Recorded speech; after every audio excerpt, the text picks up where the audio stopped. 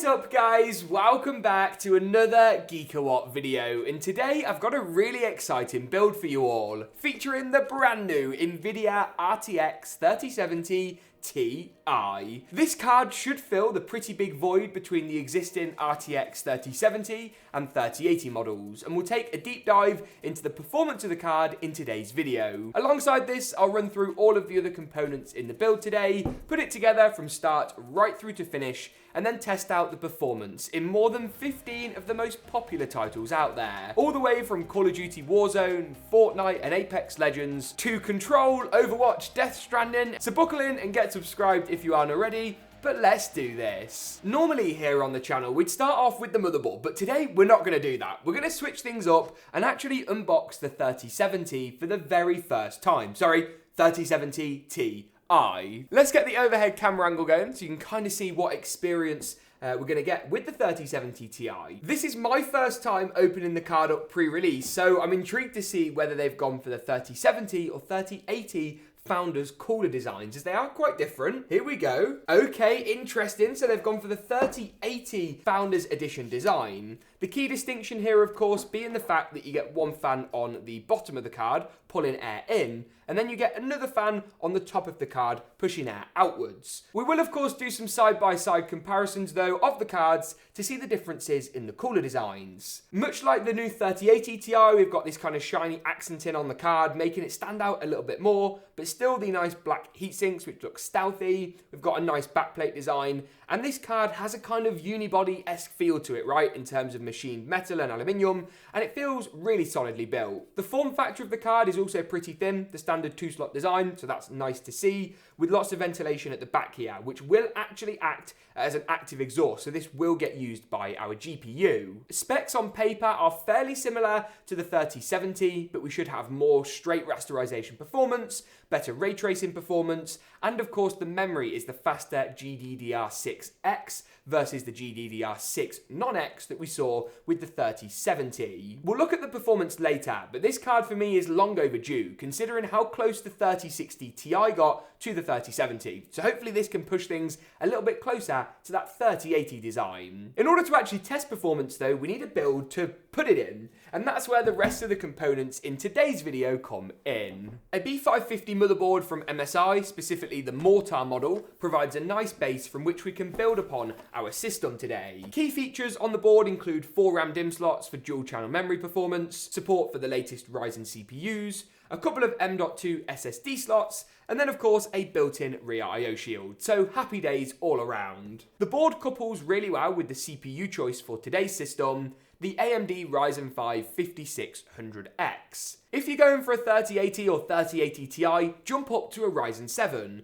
but for this build and gaming only, the 5600X is a superb choice. I'm a massive fan of the latest Ryzen CPUs, and quite frankly, they leave Intel for dust. That might change on the next generation, but the rumours are that AMD have got even more hot stuff coming very, very soon, or cool stuff, I should probably say. We'll be coupling this up with a 32GB kit of RAM from Patriot. This is part of their Viper gaming lineup, and 32 gigs is probably the ideal amount for a 3070 Ti. You don't want to go for 16 gigs of RAM with what is essentially a $500 graphics card and then create a bottleneck. So spend another $80 or so and make sure, of course, it's 3600 megahertz or faster. This kit comes clocked at 3200 out the box, but we'll have no issues overclocking it in our BIOS, and you can learn more about that in a recent video we made in the cards section now.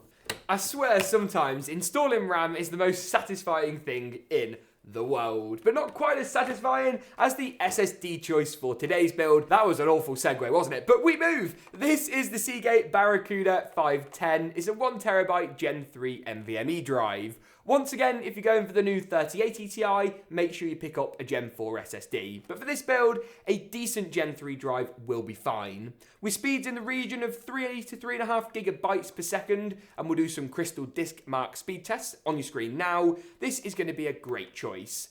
They do fire CUDA drives as well, which are also worth a look, which includes some fancy data recovery as standard, so shout out to Seagate for that. But for our system today, the Barracuda 510 is an awesome choice. And once we've done that, we can go ahead and move the completed motherboard assembly, as we tend to call it, into the chassis choice for today's build. I've gone for Deepcool's MA-Cube 110, and for good reason. We've used it in a couple of builds now, and I've been super impressed. It's sleek, it's clean, it's compact, it's well built, and it's super affordable. Now, you could justify a more expensive case with the 3070 Ti, but given how expensive GPUs are at the moment, it might be worth saving a few coin if you can with a decent value chassis. I'd actually go as far to say this case is actually better than a lot of options that cost twice as much.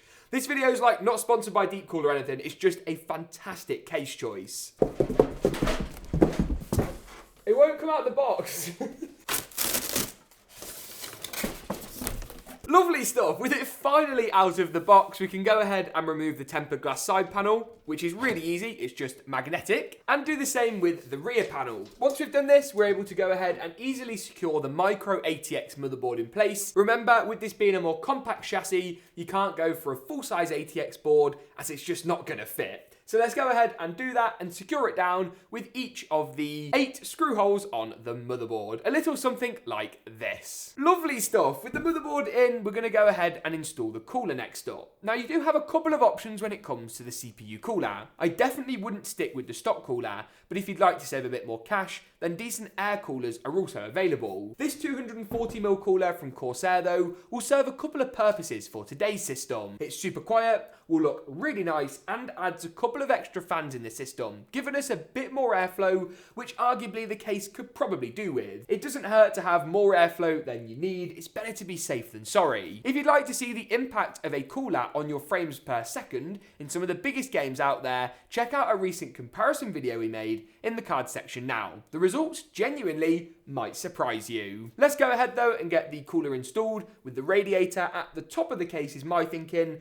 and then of course with the pump on top of the CPU, a little something like this. And then we can finally move on to the graphics card. Now, we talked a little bit about this earlier and we'll take a dive into the performance in just a second's time. Now, I do really dig the design of the new 3070 Ti, and as I mentioned earlier, I think this card is almost long overdue. It might seem weird to launch a new GPU when everything's out of stock, but hopefully by adding more SKUs to the lineup, it should spread demand out, and as production continues to increase, hopefully, fingers crossed, GPU availability should improve. As you can see from the graphs on your screen now, there has been a pretty big void to fill between the 3070 and 3080, especially when you consider a lot of prospective 3070 customers might have been better off with a 3060 Ti, as it came really close to the 3070 in straight rasterization performance. But I'm glad to report the 3070 Ti fills that void in both non-RT and RT-led applications. This is not going to be a landmark generational performance leap, as this Ampere card is just intended to complement the existing lineup and hopefully spread out the demand a little bit more. Let's go ahead though and install it in the case today and see what it looks like in our system. I'm not being funny, how good does that look? The system looks really well proportioned actually, with not too much room for the GPU left, but also it's not too tight. It just looks really even, really nice, and I think really bloody good. There's one more component to install into the case, and that is of course the power supply, which I'll link alongside all the other components today in the description below.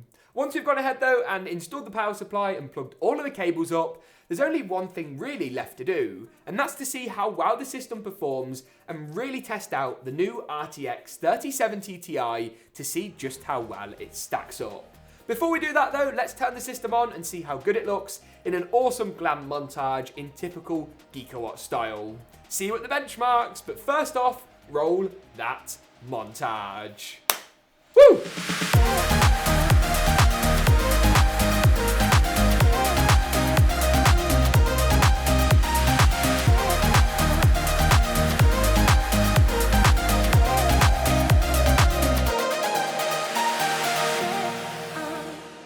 Right then, now we've seen how good the system looks, as always it's time to delve into some performance figures. And we've tested just about every single title on the 3070 Ti that you guys could ever think of. So buckle in and get ready. First, before we do that though, on your screen now is a summary, a snapshot view with every single title we tested and the numbers we were able to gather. We'll take a closer look into how we got those results in just a second, so hang tight. But as always, if you'd like to see the full unedited gaming benchmark runs, they're available in the card section now on our benchmarking YouTube channel, aptly called Benched. Let's take a look though at our titles in more detail, starting off with GTA 5. At 1440p high settings, we got 142 FPS on average. This drops down to 131 when playing at 4K high settings, but for both, we tested using the game's inbuilt benchmarking mode. Watch Dogs Legion is next up today then, and this is a great test with support for Nvidia's ray tracing technology. 1440p high with ray tracing disabled gave us 105 frames per second, while enabling ray tracing has around a 30 frames per second hit, taking us down to 74 FPS. Tested in the game's inbuilt benchmarking mode, it's actually a pretty good result. Tune up to 4K and leverage the power of DLSS, and we actually jumped to 60 frames a second with ray tracing enabled. That's not far off the numbers we saw at 1440p. Impressive considering the 3070 Ti is a piece cheaper than both the 3080 and the new 3080 Ti. Call of Duty's Black Ops Cold War is the next game today, specifically the Zombies mode, the game mode that most people are going to be playing. At 1440p high settings with DLSS enabled, we got 142 frames per second, as always tested with MSI Afterburner's Reaver Tuner and Nvidia FrameView, while this drops to 64 using ray tracing. So turn ray tracing and DLSS on and you do see a pretty hefty performance hit. But this aligns with our other testing and still gives us around 10 frames per second more than on the non-TI standard 3070. Apex Legends is next up, and at 1440p high we got 202 frames per second. Make sure to uncap the frame rate in the Origin game launcher, not the Apex game launcher, to get past that 140 FPS mark. Valorant is the next title we tested out today, and at 1440p high settings, we got a pretty decent 351 frames per second on average, with 300 and 270 for the 90 and 99th percentile results. Not a particularly difficult game to run, but still gives you some bonkers FPS. Cyberpunk 2077 is next then, and at 1440p with ray tracing set to medium and DLSS enabled, we got 71 frames per second. Visually, the game looked pretty good actually. No lag, no stuttering, no screen tearing, so happy days all around. Fortnite is next up then, and we tested at both 1080p competitive and 1440p high settings.